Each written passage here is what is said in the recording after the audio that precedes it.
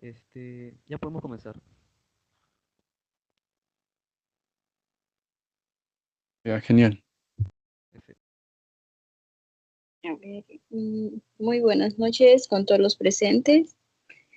Ahora vamos a presentar al ponente, que es Fran Luis Espinosa Oquendo. Es estudiante de Filosofía de la UNSAC, Universidad Nacional de San Antonio de Abad de Cusco.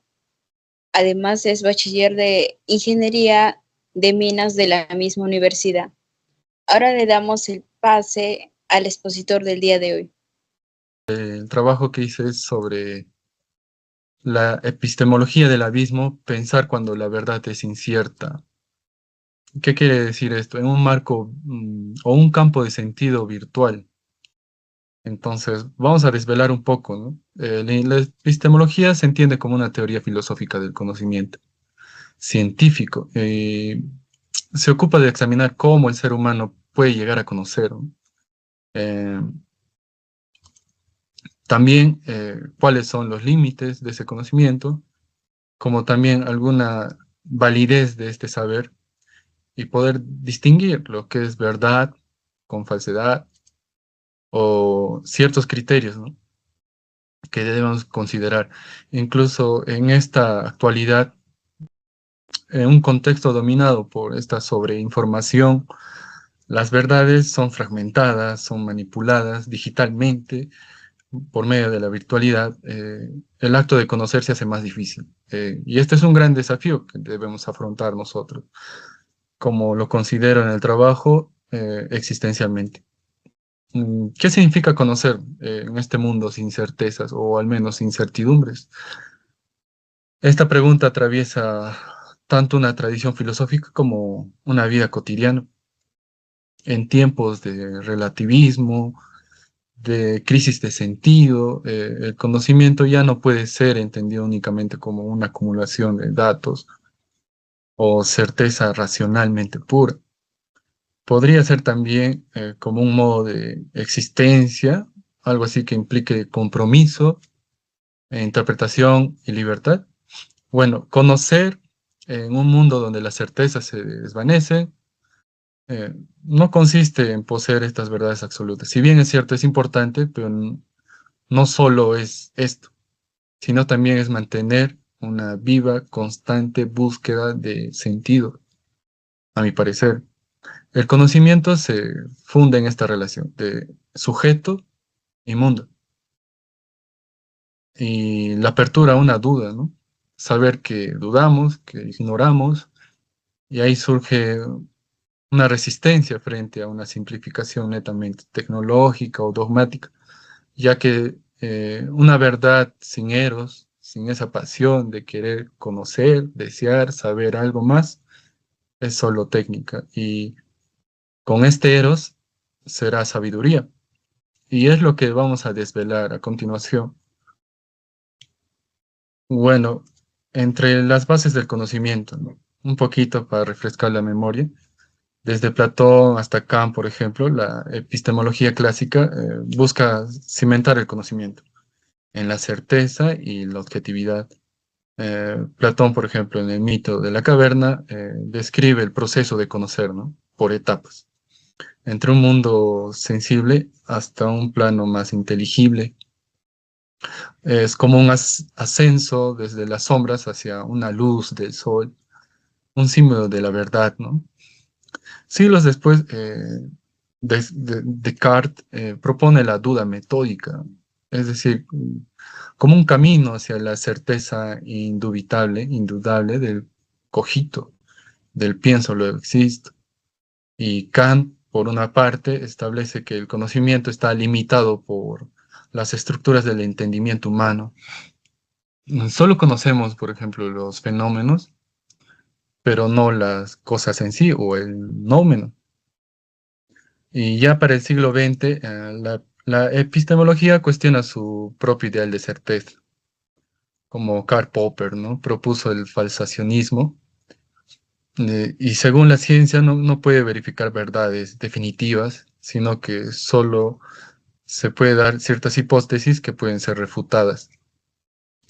Y luego, Thomas Kuhn introdujo pues, la noción de paradigma y muestra que el conocimiento científico no es lineal, sino histórico. Pero aún es más radical Feyerabend, quien defendió un anarquismo epistemológico y sostiene, ¿no?, que no existe un método universal de la ciencia. Y abro cita. Ah, así es como consideraba Einstein la teoría general de la relatividad. Y mi tesis es que el anarquismo estimula el progreso, cualquiera que sea el sentido en que se tome este término. Incluso una ciencia basada en la ley y el orden solo tendrá éxito si permite que se den pasos anarquistas ocasionales. Mm, bueno, aclarando, por supuesto, que el anarquismo es necesario tanto para el progreso interno de esta ciencia como para el desarrollo cultural, ¿no?, en su conjunto. Y bueno, ¿qué debería abandonar la ciencia o qué se debería utilizar? ¿Qué se debe hacer con ella? Son cuestiones que responde este anarquismo. Y ya que las leyes científicas no pueden someterse a revisión y descubrir que no solo estaban incorrectas, sino también totalmente falsas, según Feyerabend. Resumiendo, mediante estos enfoques se logra consolidar el conocimiento científico como una construcción dinámica social en la que existe pluralidad de caminos hacia un conocimiento, e incluso la ciencia está más cerca de las artes, aunque de lo que normalmente se afirma. El avance de la ciencia contemporánea, eh, especialmente en campos como la física cuántica o la IA, ha demostrado que la certeza absoluta es solo una ilusión. El observador o el instrumento que observa o el actor que modifica este fenómeno y el conocimiento se construyen siempre dentro de estos marcos de interpretación humana.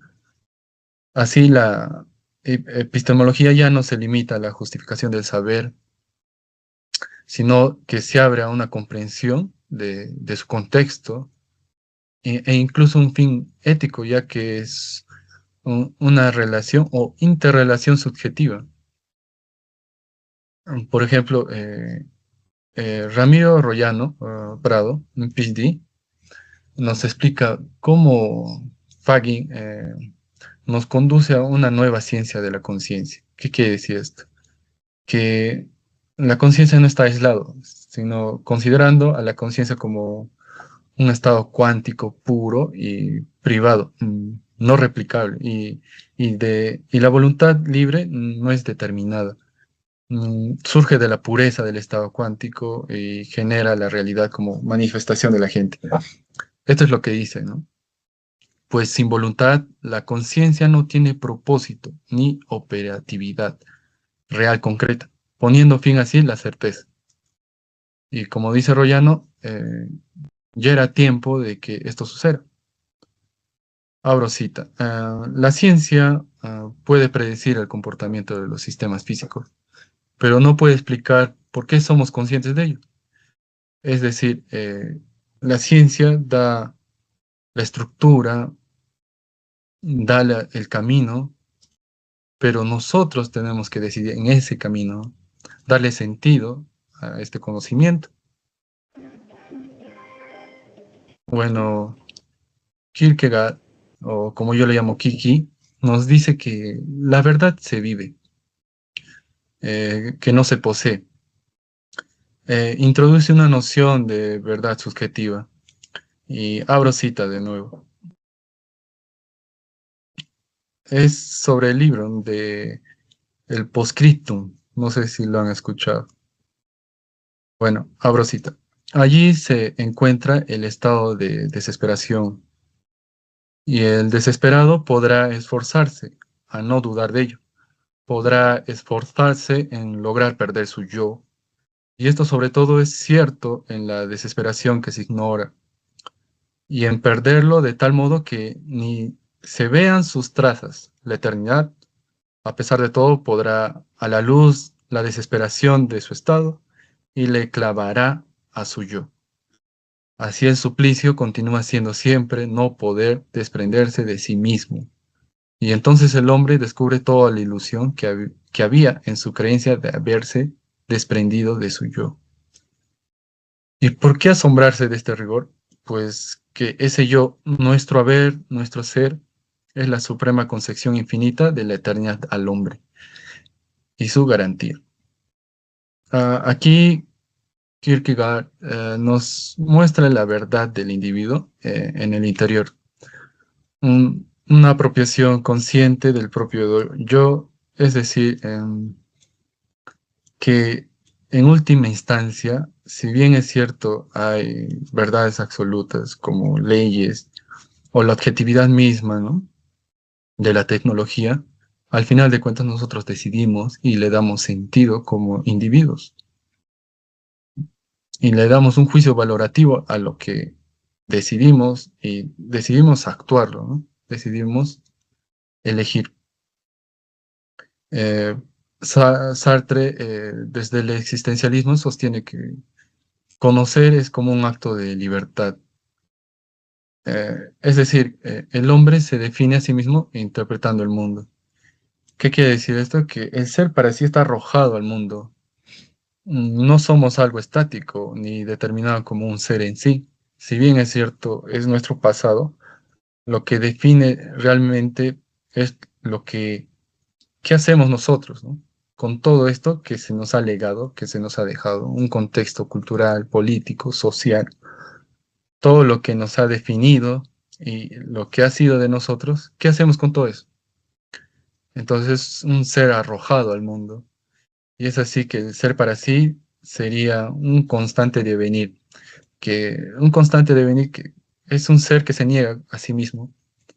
Por ejemplo, ¿por qué estudio? ¿Por qué estudiamos? Es porque no estamos queriendo ser lo que somos ahora. Ah, Personas que no estudiamos. Entonces estudiamos para superarnos y ser profesionales, algo que no somos. Entonces nos negamos constantemente, ¿no? De manera positiva, claro, para mejorar una condición.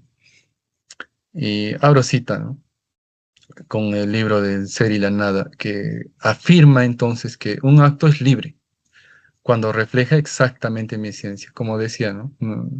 Esta esencia no es determinada ni estática, sino es un continuo devenir.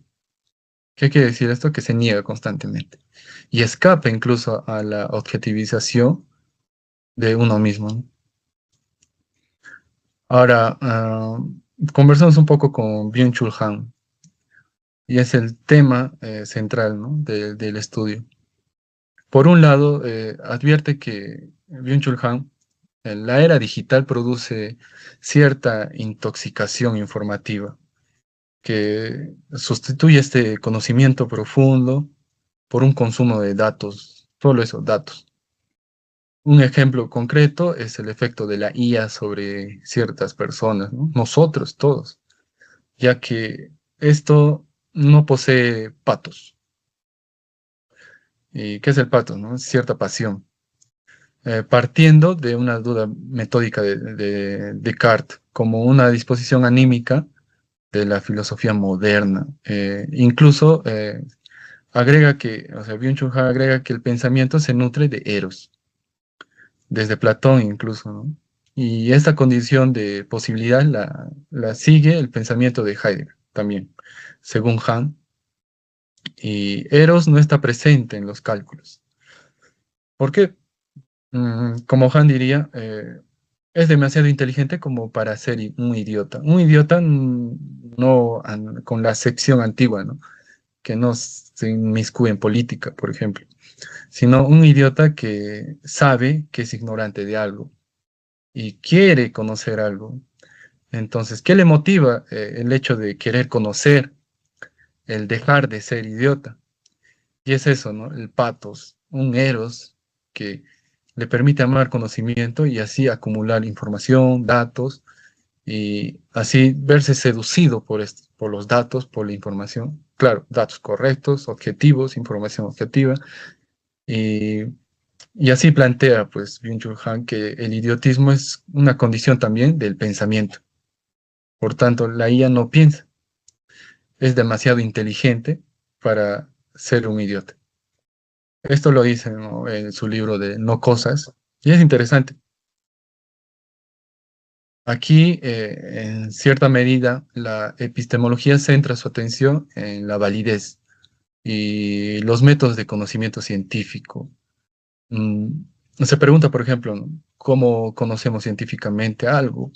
Sin embargo, aquí converge en una pregunta, ¿no?, por el sentido de la verdad, por la posibilidad de conocer en un mundo mediado por la técnica, en un mundo sesgado en cierta medida, que va disminuyendo este eros o incluso va a despersonalizar a una persona, que luego lo vamos a ver.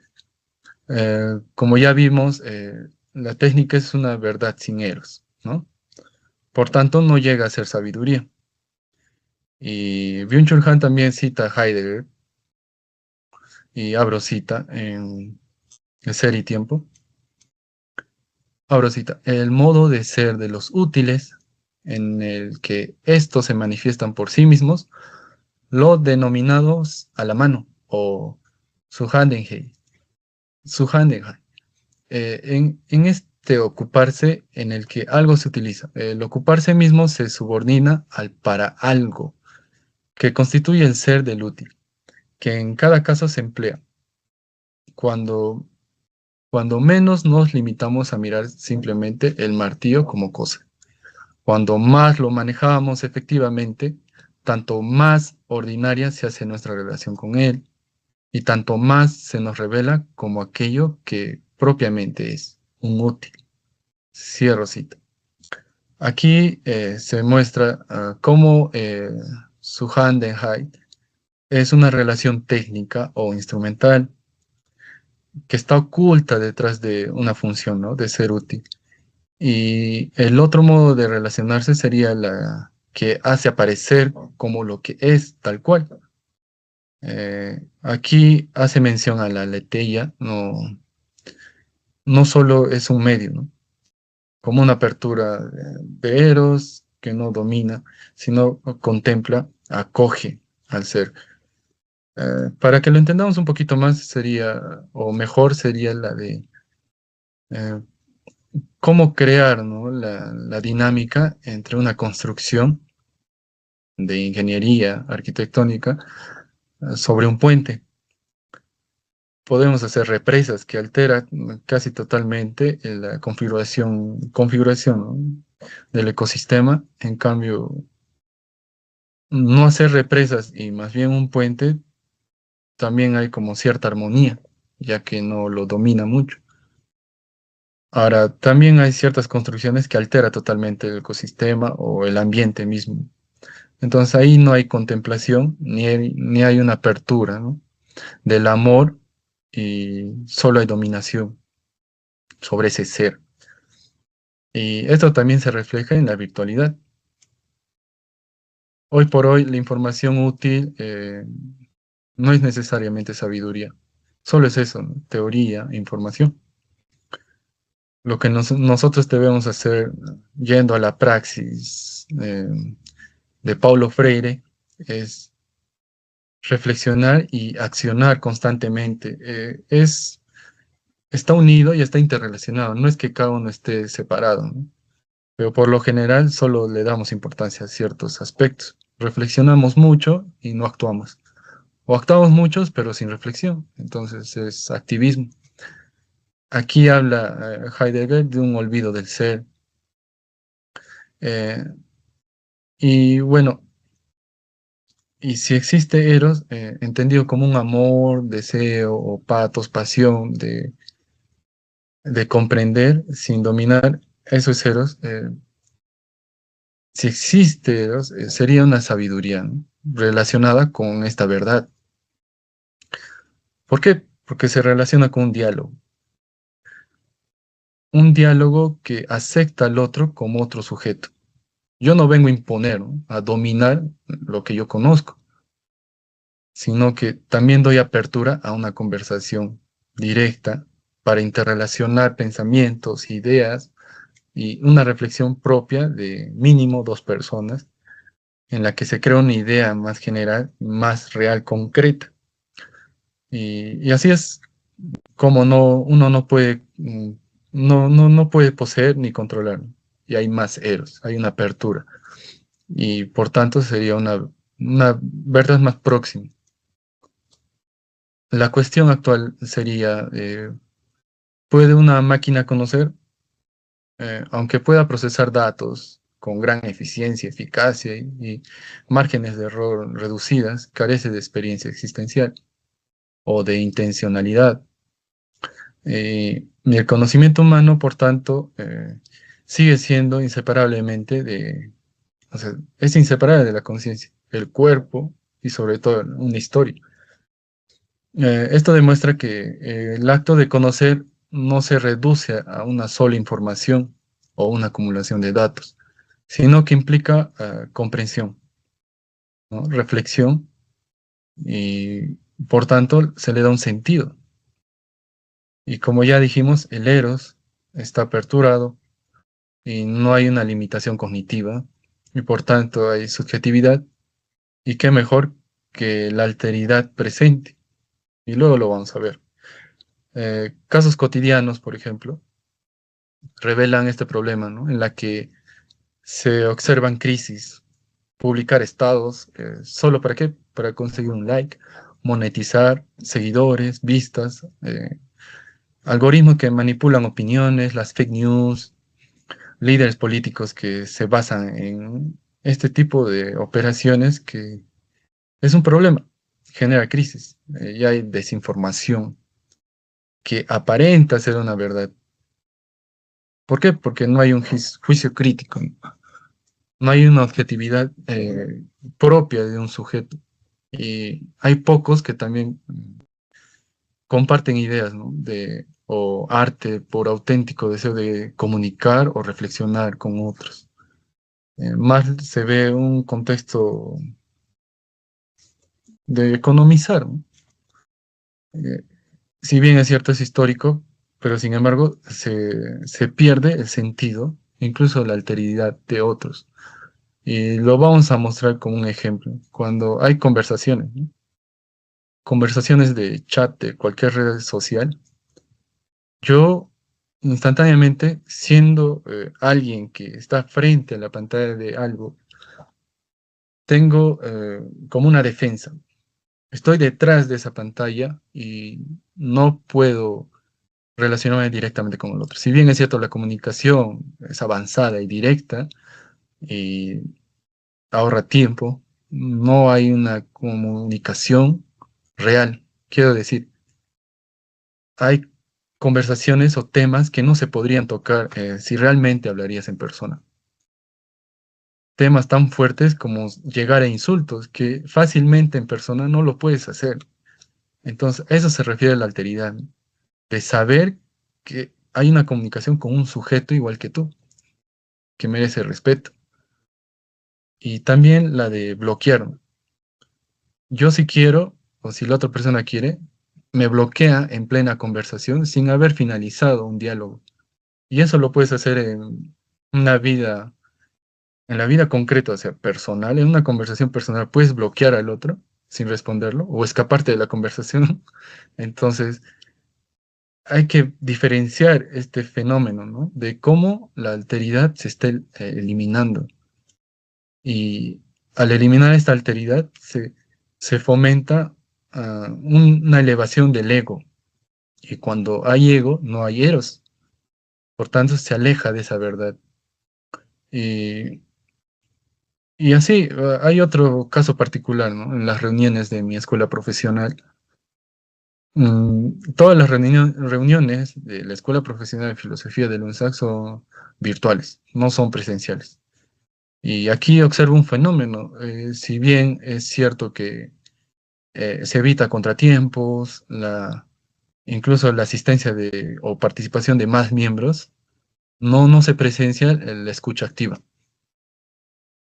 Eh, por ejemplo, tú puedes estar conectado, ir a otro lado, agarrar el celular, pero una presencia directa en persona de cada uno fácilmente no puedes hacer eso. Entonces, es un fenómeno, ¿no?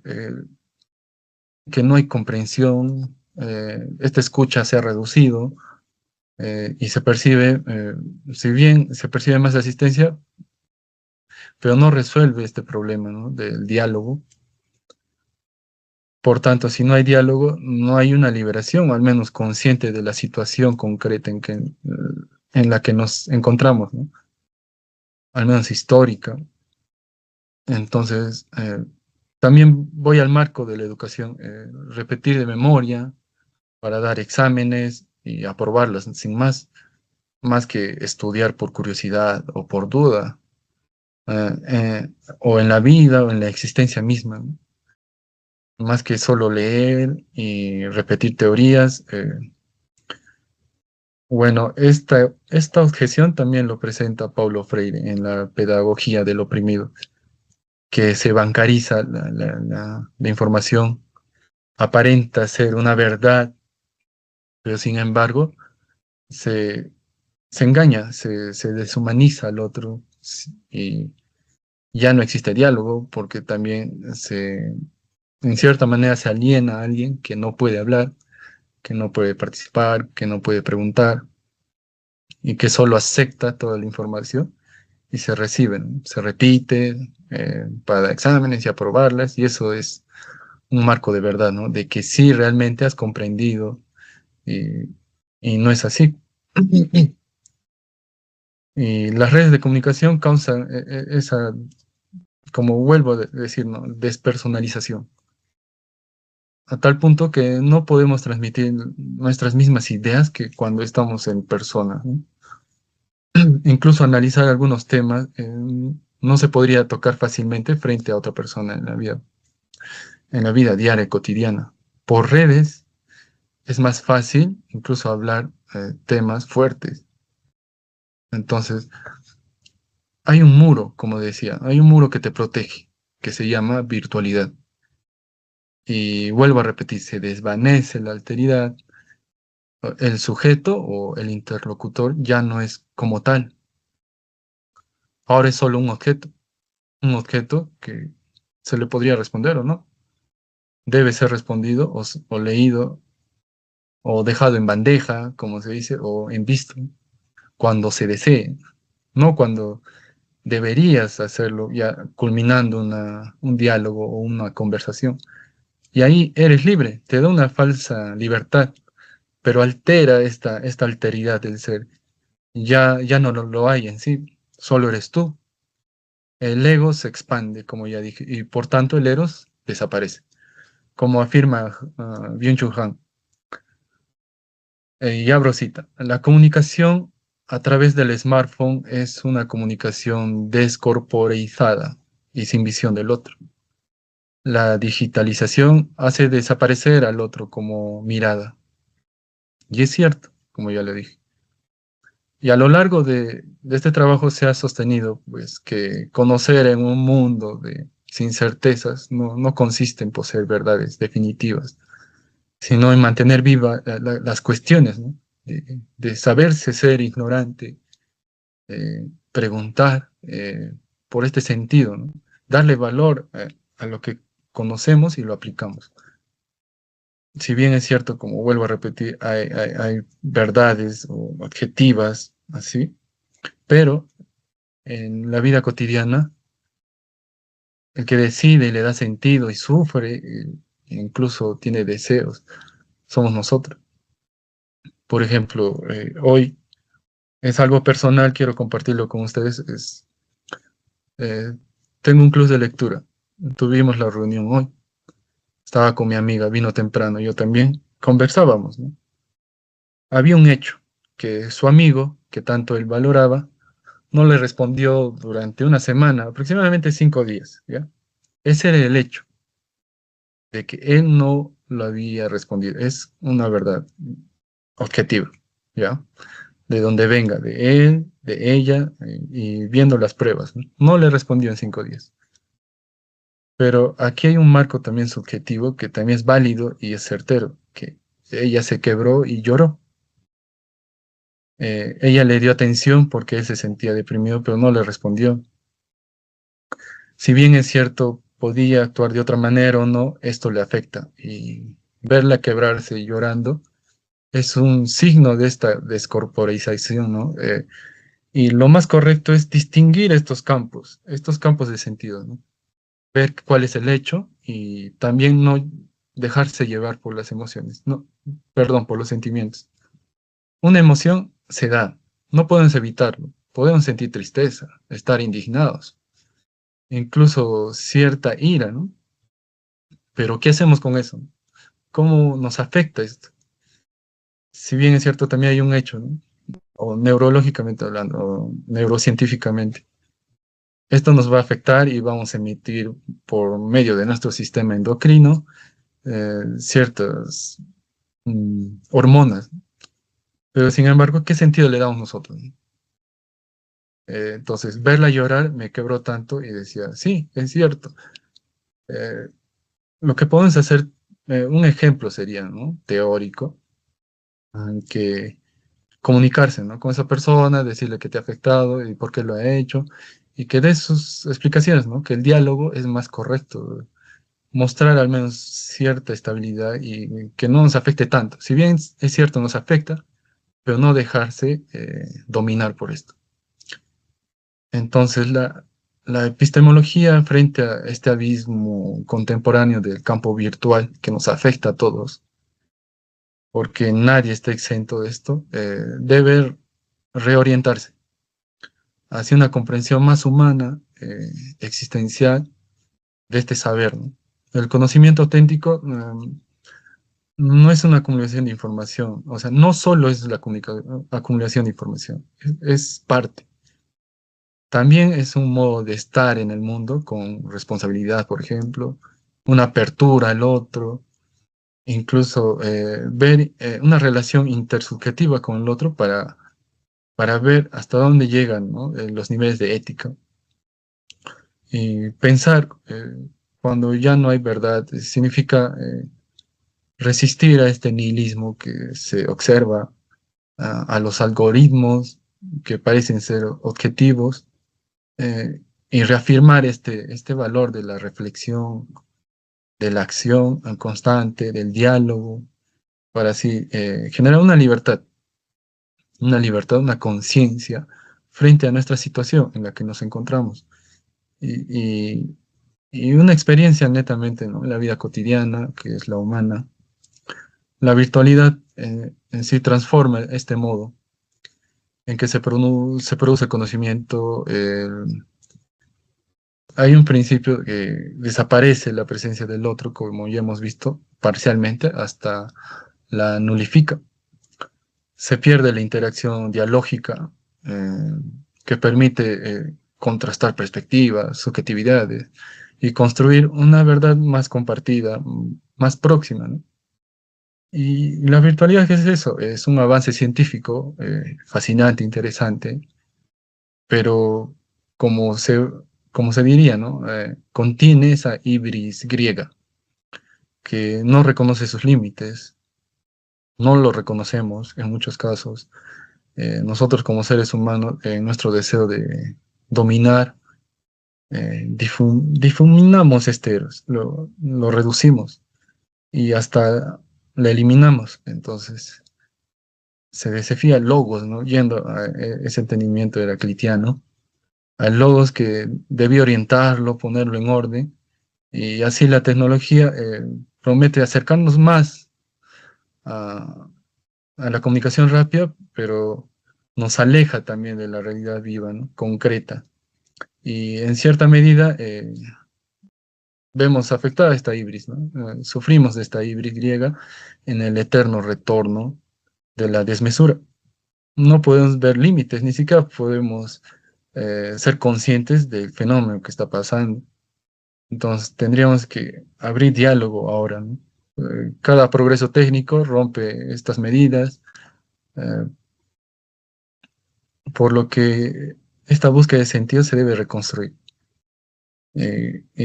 Finalizando, ¿no? Conocer quizás es mirar a este abismo en la que nos encontramos virtualmente no tenemos que huir de este, ¿no? En tiempos donde la verdad se disuelve en selfies, datos, eh, personalidades idealizadas, las fake news, IA, la tarea de nosotros como estudiantes, al menos creo yo, es volver a pensar desde estas incertidumbres, ¿no? Cómo construir, cómo reconstruir, y desde ella construimos un sentido en este mundo.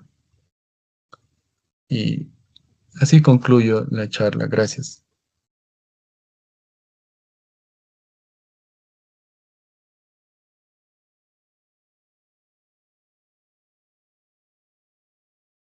Ah, si hubiera dudas o preguntas o aclaraciones, sería interesante escucharlos.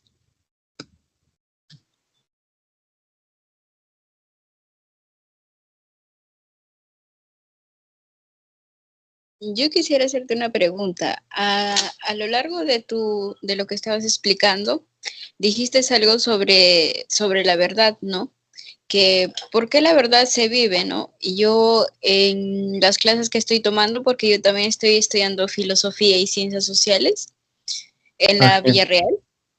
Entonces, mi pregunta sería, ¿por qué la verdad se vive? Ah, es medio complejo, ¿no? Se vive, ¿por qué? Porque no podemos dejar de ser sujetos, ¿no? Que reinterpretamos toda la concepción objetiva que nos dan. Eh, la verdad se construye no solo individualmente, sino con otros, ¿no? Por ejemplo, tú ves perspectivas que el otro no podría ver, pero se construye si hay un diálogo honesto, o como diría Paulo Freire, ¿no? Hay una esperanza, no ciega, sino una esperanza de solidaridad con el otro, de ponerse en una solidaridad en la que consideras a la otra persona como alguien que puede descubrirse con el diálogo contigo mismo, o sea, liberarse de un contexto situacional, ¿no? Si bien es cierto, hay objetividades claras, como contextos, ¿no? Contextos sociales, históricos, políticos, incluso biológicos, y geográficos, los que deciden cómo transformar esto sería los sujetos, pero ¿cómo? Siendo conscientes y lo viven. Esta verdad se vive en carne propia. No solo es la objetividad pura, sin sentimientos, sino que se sufre frente a una injusticia, se sufre el momento mismo de decidir algo. ¿Por qué? Porque caes en ansiedad. Y si no decides, la ansiedad se prolonga. ¿Por qué? Porque hay un miedo de decidir, incluso de elegir en grupo o individualmente, porque al final elegimos, ¿no? En un marco mínimo de libertad, elegimos. Y ahí es donde se construye, ¿no? Y la elección es una decisión constante de nuestro ser, que voy a un plano existencial, ¿no? Se niega constantemente. Nosotros decidimos cada día, desde levantarnos temprano o seguir en la cama, y se sufre frente a esta decisión. Objetivamente, lo mejor es salir de tu cama y ducharte, digamos, y estar antes de las 7 en tus clases, u 8. Pero hay personas que sufren mucho para hacer este acto, ¿no? Entonces, eso es vivir, ¿no? Sentir, pensar, reflexionar, y tomar toda esta información objetiva y cómo tú lo reinterpretas, ¿no? Frente a tu concepto situacional. Por eso me refería a vivir. No sé si te queda claro o si quieres aclarar algo, sería interesante también escucharte. Bueno, lo que yo entiendo, para el existe- exi- existencialismo, la verdad no es algo que posee, sino algo que se vive. Y Mm. hay un autor para citar que es Kierkegaard. La verdad es algo de la subjetividad, es decir, solo tiene sentido cuando se encarna en la vida de un individuo. Sí, es interesante. Por ejemplo, en este postscriptum, no niega, es interesante esto, porque no niega, por ejemplo, las concepciones de Hegel, ¿no? Que habla del espíritu trascendental, de que se tiene que sistematizar, ¿no? El conocimiento para llegar a una verdad. Y Hegel incluye la subjetividad, ¿no? Por ejemplo, estaba leyendo hace poco nomás lo que es el espíritu del arte, sobre todo de los cultos. Cada uno transforma, por ejemplo, los cultos, ¿no? Si bien es cierto, se hace un ritual como orar, rezar o pagar alguna dádiva o limosna, esto no necesariamente es verídico, porque también implica qué haces tú, ¿no? Frente a esto. Ahí no queda nada más tu espíritu y trascender eso es actuar. ¿Tú qué haces a partir de esto, no? No solo es esperar, sino qué haces a partir de estas operaciones o acciones de litúrgicas. Es decir, ¿qué sentido tú le das, no? Entonces, es una parte de la subjetividad que no se niega ni siquiera en Hegel y que Kierkegaard lo plantea, ¿no? En su Post-Christum como una sátira, plantea algunos ejemplos también de la vida cotidiana en la que dicen, ¿no? Bueno, está bien, o sea, hay principios objetivos, es común a todos nosotros, pero no todos van a reaccionar como debería ser, ¿no? Como es teorizando. Entonces, cada uno le da un sentido, desde cómo, desde su plano, bueno, de todos los determinismos que hemos tenido, porque nadie es igual. Por ejemplo, otras personas han sufrido más, otros menos, otros tienen mejor economía alta, otros tienen más baja. Entonces, las reacciones van a ser diferentes. Entonces, ahí dicen, ¿no? Es subjetiva y cada uno va a reaccionar diferente, a pesar de que se tiene conocimiento objetivo de cómo se debería hacer. Y ahí es donde plantea Kierkegaard, ¿no? Un poquito de que la subjetividad también es valorativo para construir esta verdad, ¿no? Por eso ya posteriormente hablo sobre Paulo Freire, que más que ser realista, plantea, ¿no?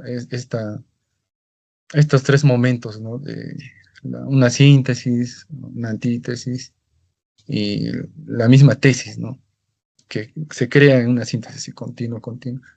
Y él lo demuestra como diálogo, ¿no? Porque cada uno somos diferentes, pensamos diferente, a pesar de comprender bien, nosotros tenemos sentidos diferentes y que podemos congeniar, que llegar a un convenio común en la cual se crea una idea común también entre sujetos. Y ahí es donde va, pues, un amor, ¿no? Freire culmina incluso su librito un librazo para mí, es el, de la pedagogía del oprimido, no para el oprimido, sino del oprimido, porque dice, este es con un fin de crear un ambiente, un mundo, donde sea menos difícil amar, porque es difícil amar. En un mundo que es individualizado, en un mundo donde ya no se ve eros, todo es descartable, hasta las personas somos descartables en cierta medida, y crear un mundo de diálogo es una esperanza en ese amor al ser humano, ¿no? En que tiene esa capacidad de poder transformar su realidad mediante el diálogo. ¿Por qué? Porque yo voy a pensar diferente que tú, pero si dialogamos honestamente con solidaridad, intercambiando ideas, podemos llegar a un consenso, ¿no? En la que, por ejemplo, el objetivo y los objetivos son parte de una realidad para construir una verdad más próxima, ¿no? Y bueno, eso es lo interesante que estaba viendo ahora. Incluso tengo muchas dudas. Y es lo poco que yo puedo compartir con ustedes. Sí, como dices tú, todas las personas no pensamos iguales, al igual que lo que tú dices, tesis, antitesis y todo, mencionan diferentes partes, ¿no? Como Hegel y distintos autores que lo tocan ese tema y todas las personas no actúan de la misma manera a cualquier reacción que tiene la otra persona o acción que tenemos, ¿no? Bueno, esa es la pregunta que quería hacer, la reunión y agradecer al ponente Fran Luis Espinosa por el día de hoy. y por el tema que ha explicado, que ha sido muy interesante. Gracias a todos, chicos. Hasta luego.